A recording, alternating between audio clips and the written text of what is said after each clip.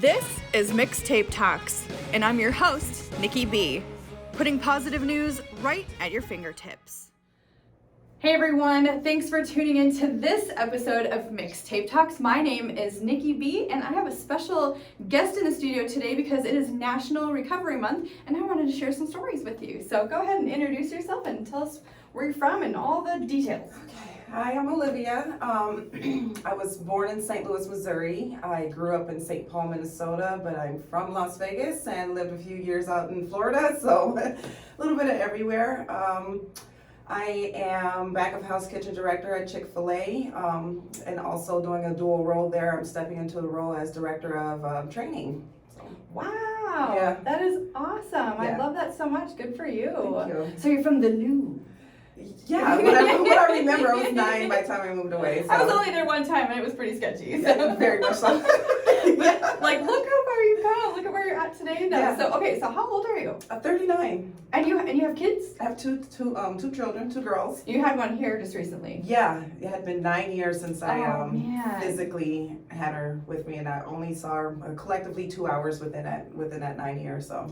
Man, that's a beautiful thing, and that is one of the promises that we get from recovery, right? Yeah. So I want you to share your story. You know, like what it was like, what happened, and what it's like now. So just kind of start wherever. Okay. So as far as I can remember back, I was always the type of person who did not feel comfortable in my skin. Like I was always crawling or itching to come out. My bones, my muscles, everything, and I believe like a lot of that has to do with early on in my life. I would have to say about 3 or 4 years old. I was sexually abused by a much older kid, and then that just kind of set the trend of how life was thereafter. Sure. My mom was going through her own things, and she was very physically, mentally, and emotionally abusive. She was a closet pill addict. She struggled with addiction herself. She used a lot of different substances and stuff when she was pregnant with me, Sure. so I was kind of born with certain side effects of that. My dad also was a heavy alcoholic as well. So then later on in my early childhood, an immediate family member was sexually abusing me. So at the age of 12, I decided to tell my mom finally, hoping for some type of relief or just someone to confide in. And when that happened, I didn't get the results that I thought I needed. She was just kind of like, well, what did you do? Suck it up, no type thing. So I turned to the only thing that I knew that, well, I thought worked because I saw my parents using it. My dad, I would take his beers. I was 12 when I had my first drink. I was also 12 when I first started smoking weed, and it was just like the beginning of the most tragic love affair of my life. Right. Yeah.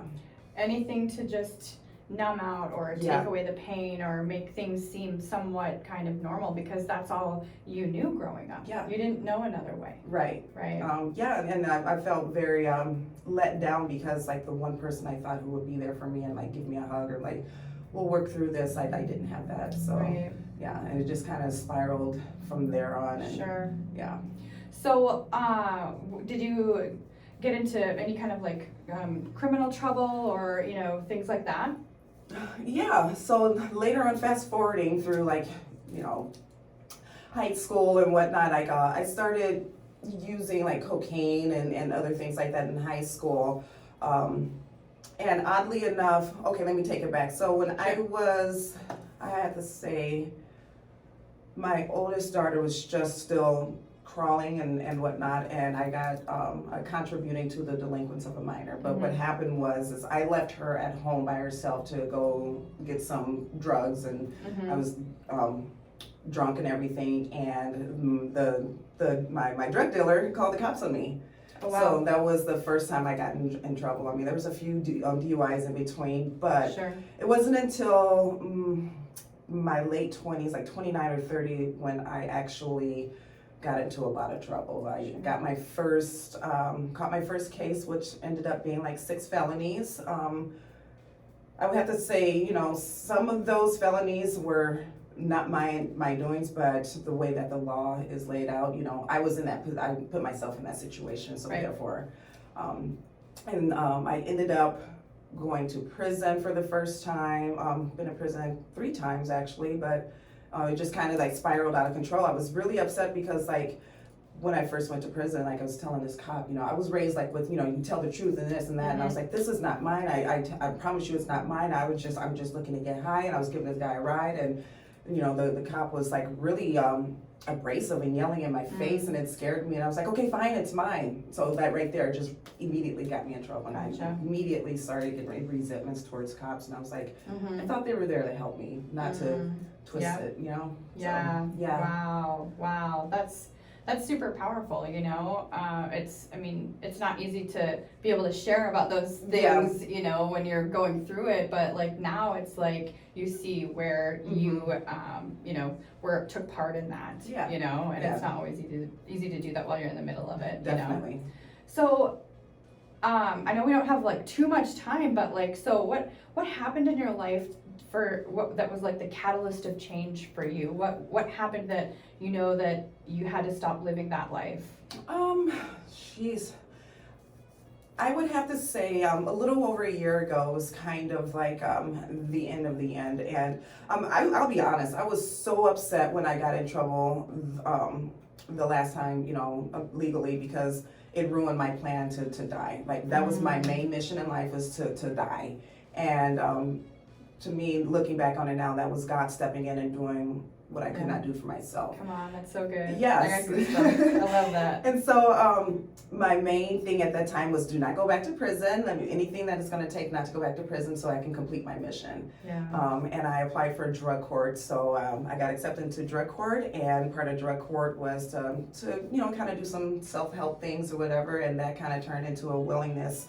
And then I heard somebody tell me something one day, and it just really resonated in my soul. And next thing I know, like 2-3 weeks later, I had this like feeling like, oh my God, for the first time in my life, I don't want to die. And I had so many mixed feelings about that, because I just didn't feel like I was worth it to live a better life. So, and then it just gradually got better and better and better. And, for the first time in my life, I can honestly say that I love Olivia, I love myself, and I live a life beyond my wildest dreams, and that I want to live. And it's still something so new for me to get used to, because it's just never. That's so cool. It's never been that way for me. So like, what were some things that really helped you, like in your sobriety, like with structure or accountability or things like that? I would have to say drug court is a major part of, especially early on in my recovery, because it's such a strict and strategic program. Also working with a mentor that I have, and just doing like a lot of self-help things. And up to recently, I've really embraced this whole self-care thing. Yeah.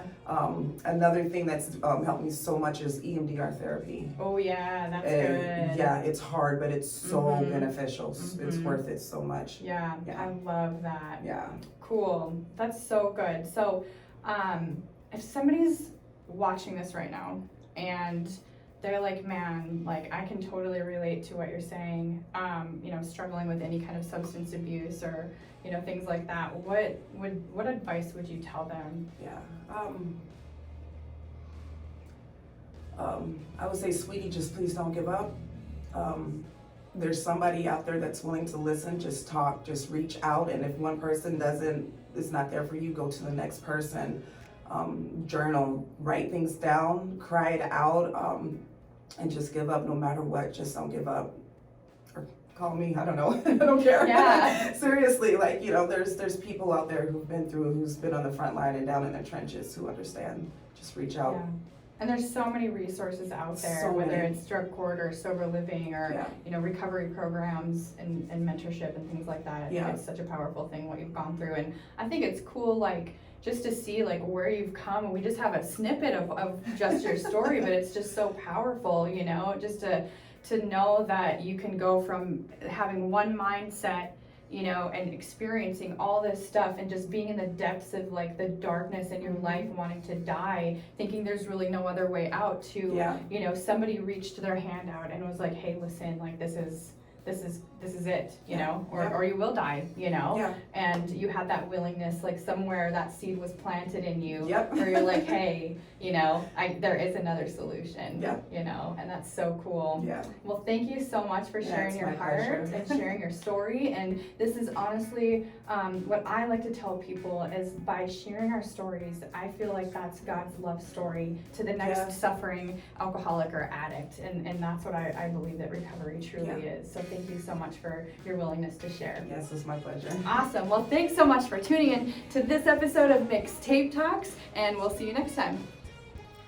Make sure to follow us on Facebook and Instagram to stay up to date with all the cool things.